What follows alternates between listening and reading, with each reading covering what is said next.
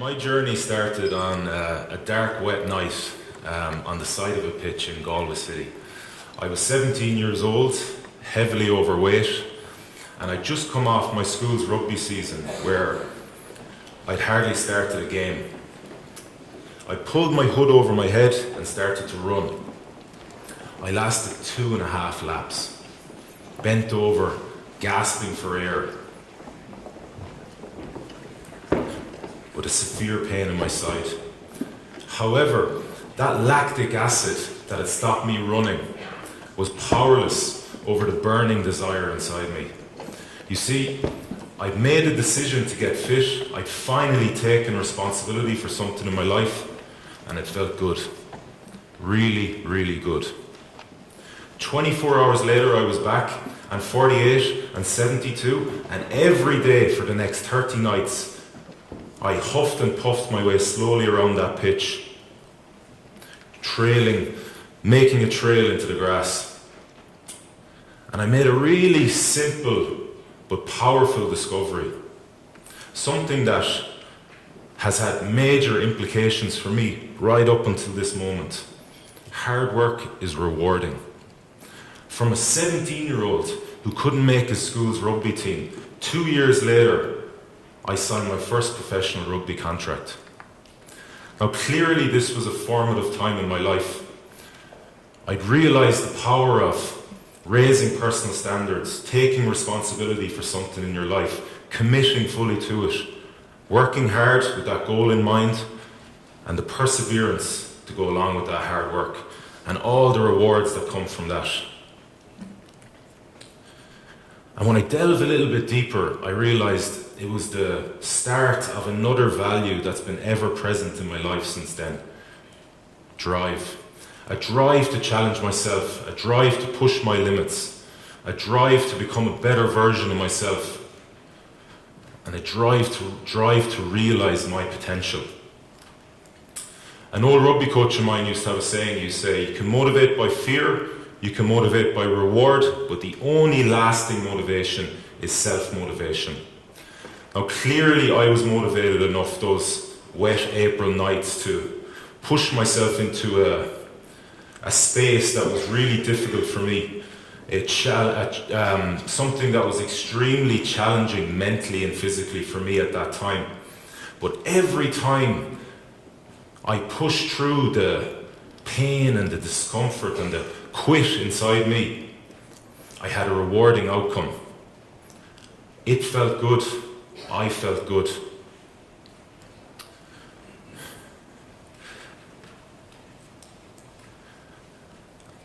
As I continued my journey around those pitches, I realised I was starting to achieve something.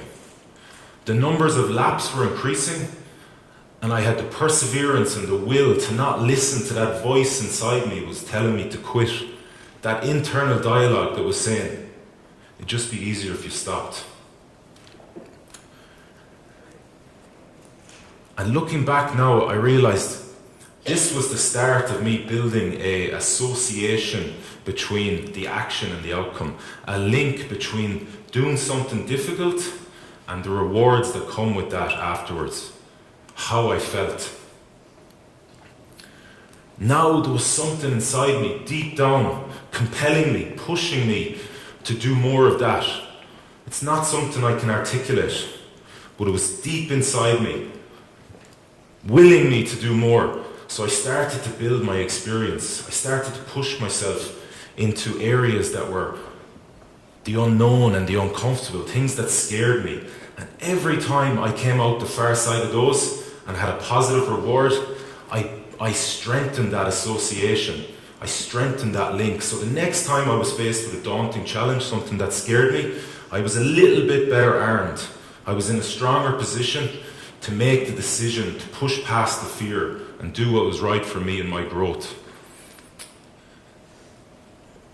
So how do you guys learn to drive past the fear and push your limits? Well, first things first, you need to be driving towards something. You need to have something to aim at. You wouldn't leave the house without a destination. You wouldn't open the door and aimlessly walk out. You, we all need direction. Now, in an ideal world, we would all know what's important to us. We would all know what gives us fulfillment, meaning, happiness, contentment. But we don't live in an ideal world. So we have to go and find for ourselves. Sure, you can get guidance off your parents, your teachers, brothers, sisters, whoever you want. But first and foremost, ask yourself what you want.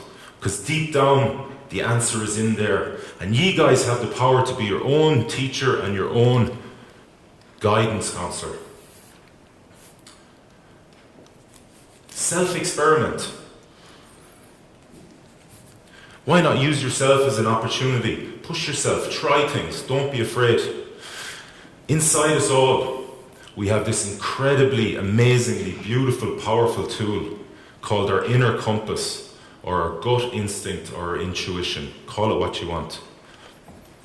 Connect with that. Learn to listen to it. Learn to listen to its feedback. And learn to trust it. It will not guide you wrong.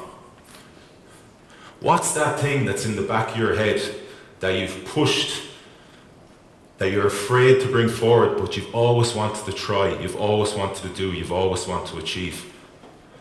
Take one step closer towards that. That will be hard. You will be out of your comfort zone. You will look for excuses. But that's pushing your limits. That's you finally getting out of your comfort zone. Recognize that those signs are good and it means you're on the right path. And when you push past the fear, the rewards will be enormous. This time last year, I pushed a little 7-meter boat off a dock in the Canary Islands. My goal was to row on my own with no help across the Atlantic Ocean, 5,000 kilometers. Was I scared? Was I uncomfortable? Absolutely. But did I let it stop me? No, because I wanted to push my limits. I wanted to expand myself as a person and I wanted to be pushed, and I got exactly what I wanted. Everything that could go wrong on that expedition went wrong, right from the start. My whole body started to shut down 6 hours into the race. My hands and my heels calloused. I had severe seasickness, and then the boat started getting blown back to the island I just left. On day 9, I woke up, reached out to grab one of my oars, and it was gone, out into the middle of the Atlantic, lost. I was down to 3 oars. On day 14, I capsized twice. First time I was asleep in my bed, and I got catapulted into the side of the cabin, head first, splitting my head open. 3 days later, I woke up, went out of my cabin, looked at my steering system, and it was in 2 different pieces, unfixable, broken. So something that was already one of the hardest endeavours a man can take on had just become 10 times harder. Yeah, there was great times. I saw whales, pods of dolphins, sea turtles, the shadow of a shark beside me in my boat.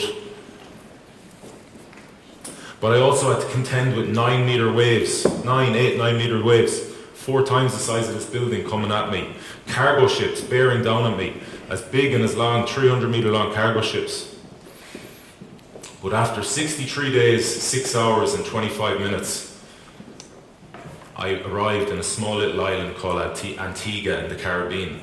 A very relieved and content man, because I got exactly what I wanted from the challenge I imposed on myself. So from a 17-year-old who couldn't run 3 laps around the rugby pitch, to now where I'm pushing myself into endeavours to row solo and unsupported across the Atlantic Ocean. What have I learned? Well, whatever path you choose, or whatever paths you choose, there may be many in your life. They won't be easy.